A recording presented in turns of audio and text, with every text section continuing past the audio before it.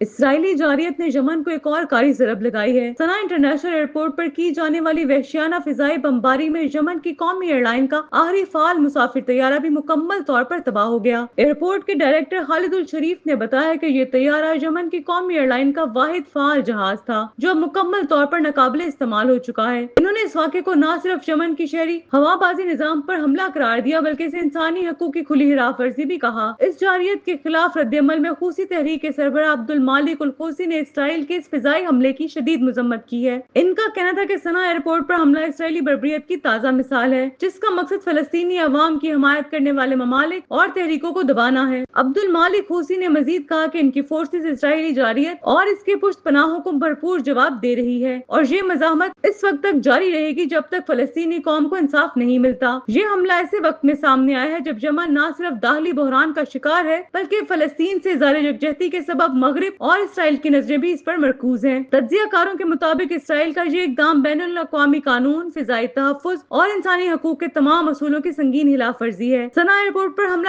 یمن کے ان ہزاروں شہریوں کے لیے بھی صدمے کا باعث ہے جو بیرون ملک جانے یا واپس آنے کی امید میں آخری طیارے کے منتظر تھے۔ اب وہ دروازہ بھی بند ہو چکا ہے۔ اسرائیلی مظالم کے خلاف خطے میں غم و غصے کی نئی لہر دوڑ گئی ہے اور حوثی قیادت نے واضح کیا ہے کہ مزاحمت کے محاذ پر اسرائیل کو قیمت چکانی پڑے گی۔